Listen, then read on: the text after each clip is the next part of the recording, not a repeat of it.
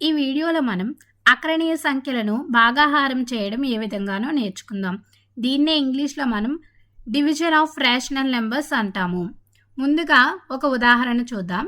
ఉదాహరణ 8/3 divided by 1/3 అంటే 8/3ను 1/3 చే భాగిస్తే మనకు ఎన్ని భాగాలుగా విభజిస్తుంది అని అర్థం. సాధన చూద్దాం. ముందుగా ఒక సంఖ్యారేఖను తీసుకుందాం. ఈ సంఖ్యారేఖను 0 నుంచి 3 వరకు తీసుకుందాం. ఇప్పుడు మనకు చూడండి 8/3లో హారంలో 3 ఉంది కాబట్టి ప్రతి సంఖ్యను 3 సమాన భాగాలుగా విభజిద్దాం. అప్పుడు ఈ విధంగా వస్తుంది. ఇది మనకు 1/3, ఇది 2/3, 3/3 అంటే 1 వస్తుందని మనకు తెలుసు. ఇది 4/3, ఇది 5/3, 6/3 అంటే 2 అవుతుంది. ఇది 7/3, ఇది మనకు 8/3 అవుతుంది. ఇప్పుడు ఈ 8/3ను మనం 1/3 చే భాగించాలి. అంటే ఈ మొత్తం భాగాన్ని మనం 1/3 చే భాగిద్దాం.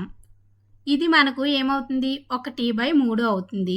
ఈ మొత్తాన్ని భాగించాలి కాబట్టి మనం మొత్తాన్ని 1/3 చే భాగిస్తే 1/3, 1/3 ఈ విధంగా భాగిస్తే మనకు మొత్తం ఎన్ని భాగాలుగా విభజించింది?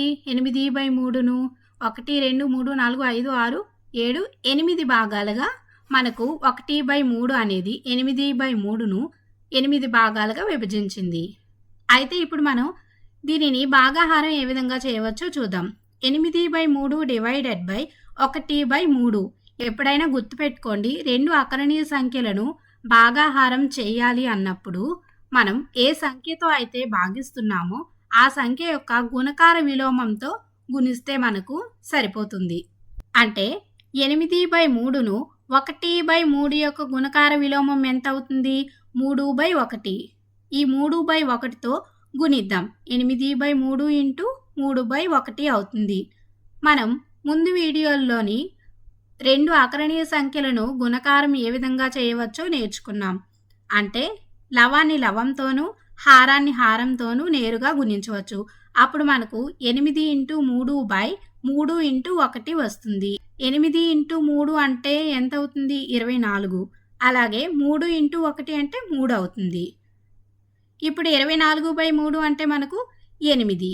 అంటే 8/3ను 1/3 8 సమాన భాగాలుగా విభజిస్తుంది అని చెప్పవచ్చు. ఇప్పుడు మనం మరొక ఉదాహరణ చూద్దాం.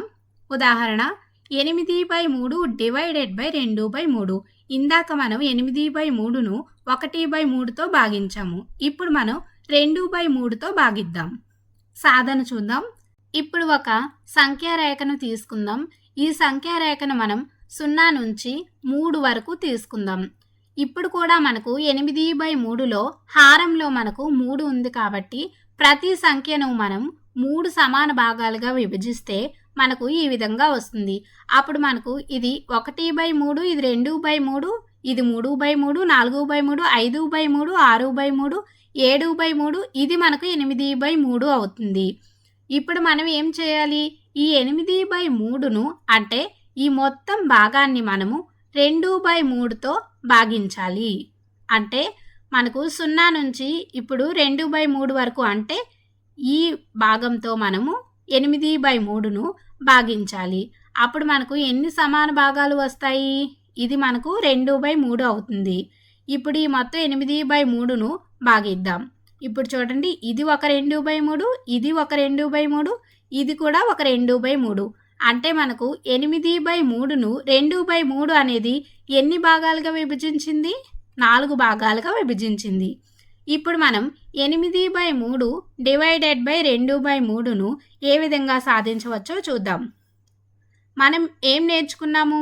8/3 డివైడెడ్ బై 2/3 అంటే 2 అకరణీయ సంఖ్యలను భాగాహారం చేయాలి అన్నప్పుడు ఏ సంఖ్యతో అయితే మనం భాగాహారం చేస్తున్నామో ఆ సంఖ్య యొక్క గుణకార విలోమంతో మనం గుణిస్తే సరిపోతుంది.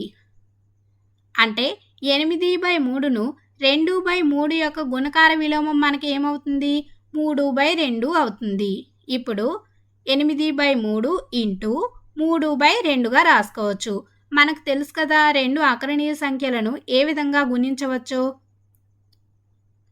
అంటే లవాన్ని లవంతోనూ మరియు హారాన్ని హారంతోనూ నేరుగా మనం గుణించవచ్చు. అప్పుడు 8 ఇంటూ 3/3 ఇంటూ 2గా రాయవచ్చు. 8 ఇంటూ 3 అంటే మనకు 24 అవుతుంది. 3 ఇంటూ 2 అంటే 6 అవుతుంది. 24/6 అంటే మనకు 4 అంటే 8/3ను 2/3 అనేది 4 సమాన భాగాలుగా విభజిస్తుంది అని చెప్పవచ్చు. ఈ వీడియోలో మనం ఏం నేర్చుకున్నాం? అకరణీయ సంఖ్యలను ఏ విధంగా భాగాహారం చేయవచ్చో నేర్చుకున్నాం. అంటే 2 అకరణీయ సంఖ్యలను భాగాహారం చేయవలసి వచ్చినప్పుడు ఏ సంఖ్యతో అయితే మనం భాగాహారం చేస్తున్నామో ఆ సంఖ్య యొక్క గుణకార విలోమంతో మనం నేరుగా గుణించవచ్చు.